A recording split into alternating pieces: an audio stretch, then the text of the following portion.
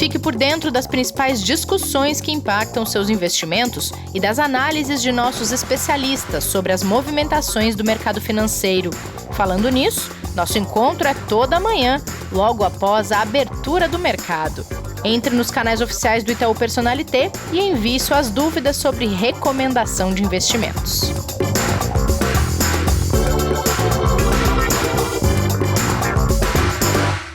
Olá, bem-vindas e bem-vindos! Vem começar a semana com a gente no Investidor em Foco, que já está no ar para contar para vocês o que tem de importante nos próximos dias na economia e no mercado financeiro. Pronto, Kleber?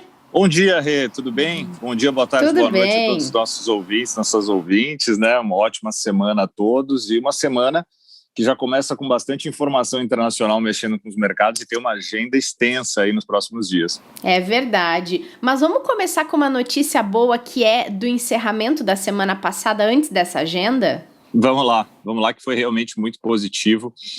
Muito do que a gente vem conversando aqui nos últimos meses vem se concretizando, desde que a gente começou a falar lá no início do ano, né, com aquelas conversas com gestores, né, falar calls, né, mas para facilitar, né, com todos os bate-papos que a gente teve, onde eles mostraram quais eram as projeções e expectativas, né, para o mercado local. Claro que bastante coisa já foi se ajustando, foi mudando de lá para cá, mas um dos pontos que todos eles colocaram era o otimismo e a positividade com o mercado de renda variável no Brasil, né? E quando a gente olha para os primeiros meses do ano foi mais difícil, até pelo impacto que a gente teve aqui, né, de segunda onda da pandemia, de fechamento de novo de uma série de tanto de serviços, né, quanto também de empresas e setores que foram impactados. Mas, mesmo assim, dados de avanço da economia foram ajudando. Mesmo também o desconto que se tinha em relação a mercados internacionais acabou pesando para um ajuste e a expectativa de melhora vem sendo realmente muito positiva para o mercado local. Então, a gente viu, primeiro, nos Estados Unidos, o payroll, que era o dado mais esperado, né? Vindo abaixo das expectativas, veio 559 mil vagas criadas em maio e esperava-se 700 mil. Tá? O que melhorou um pouquinho foi o número de desemprego, o percentual de desemprego, que esperava que fosse para 5,9, ficou em 5,8. Só que é interessante, né? É um dado ruim, vamos dizer assim, um dado negativo, não negativo, né? Mas um dado abaixo do esperado, só que foi bem recebido pelo mercado. Tá? Por quê? Porque ele entende que uma vez que a velocidade de recuperação está menor do que o esperado, faz com que exista a possibilidade do Banco Central norte-americano ter menos urgência em iniciar a retirada de estímulos por lá. Tá? Até pelo peso que o próprio Fed costuma dar, né, quando ele fala de emprego, né, quando ele apresenta isso nas suas comunicações. Então, a gente viu a semana fechando bem positiva por lá. Isso ajudou mais uma vez. A gente fechou o Ibovespa aqui com todo esse, né, conjunto de fatores, tanto positivos aqui do ponto de vista de recuperação da atividade, quanto também do cenário internacional, pelo quinto dia na máxima histórica, ou seja, renovando pela quinta vez consecutiva a máxima histórica, com 0,40 de alta a 130.125, rompeu 130 mil pontos, né? E vai se aproximando aí da maioria das expectativas de mercado, que é o 135 mil para o final do ano, apesar que a gente está longe ainda aí de terminar 2021. Pois é, será que passa, Kleber, dos 135 mil nesse ritmo? Se acertarem, vão acertar, porque a gente vai ter muita volatilidade até chegar aos 135, ou ele pode chegar rápido e depois voltar, né?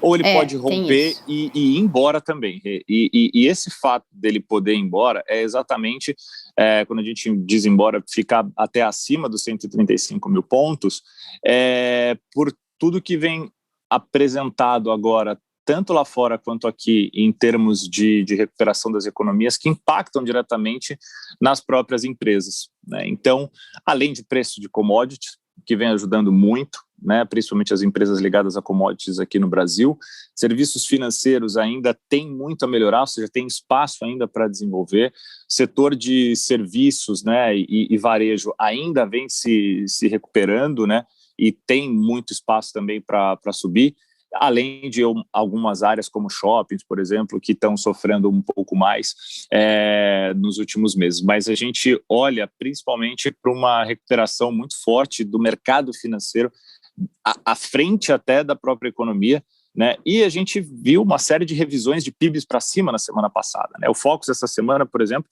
registrou a 11ª semana seguida de revisão na mediana para cima do PIB aqui no mercado local.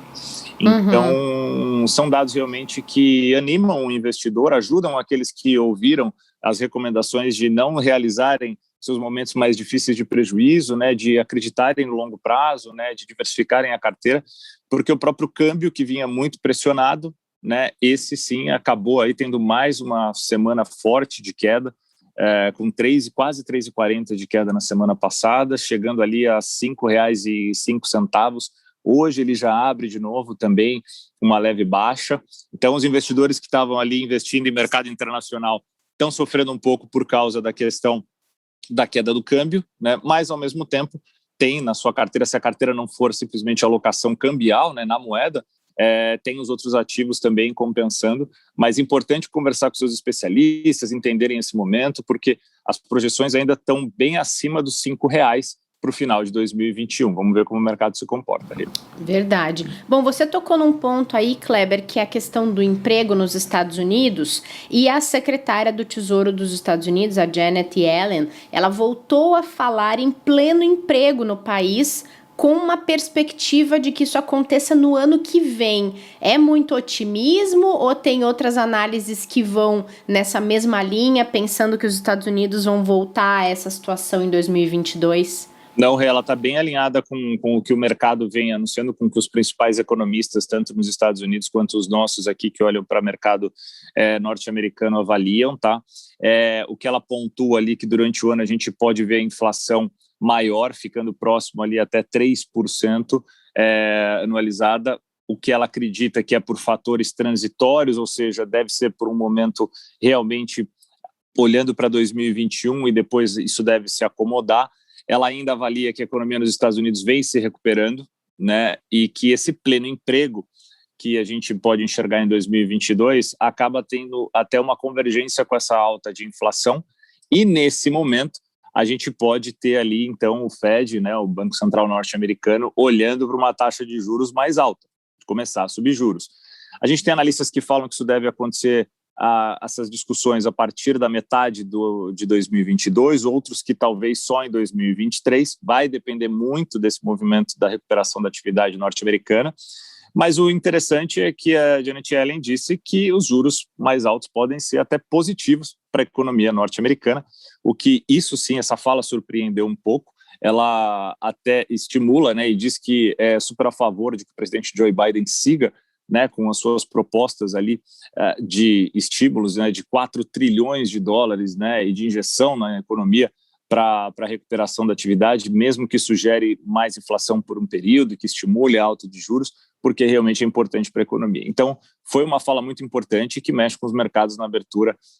Aí sim, desse lado diferente do paywall, um pouco mais preocupados, os investidores agora vão operando ali em leve baixa na abertura, pelo menos no futuro nos Estados Unidos. Beleza. Ainda no cenário internacional, antes da gente vir aqui para o nosso mercado local, as exportações da China em dólares subiram, hein, Kleber? 27,9%. Isso está alinhado? Isso ou tinha uma expectativa mais alta em relação a esse valor? A expectativa era um pouco mais forte. A gente tinha ali uma espera de aproximadamente 32%, 32,2% era o que a gente tinha de mediana no mercado, né? Veio 27,9%, o que é um dado positivo ainda, mas por ficar abaixo decepciona um pouco em termos de velocidade, né? Mas quando a gente se fala de China, a gente também sabe o quanto ela já vem se recuperando ao longo dos tempos, e também essas estimativas estão muito em cima daquilo que vem sendo conseguido ser entregue, né, pelo mercado chinês. Mas a gente olha também para importações, né, no mesmo intervalo, né, a gente teve ali 51% de alta, enquanto a gente teve uma, assim, além da expectativa, né, de 53%, que também ficou um pouquinho abaixo. A balança apontou por um superávit de 45,5 bi de dólares, que é muito forte, né, e um pouquinho abaixo da projeção de 47,9. O mercado está mais otimista com a China do que ela vem conseguindo entregar. A realidade é essa. Né? Mas é que essa questão da exportação também, né, Kleber, depende muito de como estão as economias que negociam, né? Não é uma questão isolada da China. Não, exatamente. A gente depende muito da recuperação da atividade global como um todo para que todas as economias melhorem, principalmente a China, né, que é um vetor aí talvez mais importante para muitas das economias, né, e depende muito da atividade global, como a atividade global depende demais do mercado chinês, mas aquela coisa, o mercado talvez superestimando um pouco os números para a China, mas muito próximos, né? O resultado é muito bom ainda, né? A gente vê ainda, obviamente, um número muito significativo em relação àquilo que a gente tem da recuperação da atividade global como um todo. Então, ficar um pouco abaixo nesse sentido, claro, decepciona um pouco, né? O mercado que gera uma expectativa em cima daquilo que tinha de espera, mas ainda é muito positivo os números. Subiram a régua, né, Kleber? Demais, verdade, muito. Bom, vamos trazer o papo aqui para nosso território brasileiro, porque depois de negar a importação da Sputnik, aquela vacina russa, a Anvisa autorizou o uso do imunizante, só que impôs várias restrições, inclusive do poder de importação em relação ao que os estados estavam negociando, né, Kleber? Eles querem um controle maior porque eles não têm plena confiança na vacina. É isso aí, teve essa aprovação na sexta-feira, né, da diretoria colegiada ali da Anvisa, para as importações das vacinas, né, Sputnik V e a Covaxin, né, em caráter excepcional, mas eles estabeleceram essas limitações que você acabou de colocar, né. Entre os critérios, né, eles autorizaram ali a aplicar doses em adultos apenas de 18 a 60 anos, sem comorbidade, né, e ainda não vacinados. Né? Então, determinou também o monitoramento de resultados e restringiu o público-alvo, né, para no máximo 1% da população nesse momento. Então, a Anvisa considera que ainda faltam informações sobre qualidade, eficácia, segurança de 2 imunizantes, e esse é o motivo pelo qual o pedido acabou sendo negado lá no mês de março, no caso da Covaxin, a indiana, né, e em abril da Sputnik V.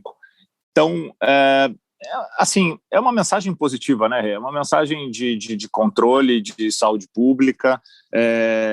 Isso não quer dizer, a Anvisa não está dizendo que as vacinas devem ser olhadas com desconfiança. Ela está dizendo que ela tem ainda análises a fazer e que as análises que ela já fez limita para que seja aplicada nesse grupo de pessoas com essas restrições.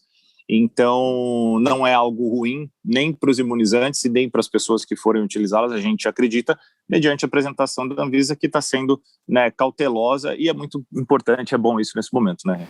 Beleza.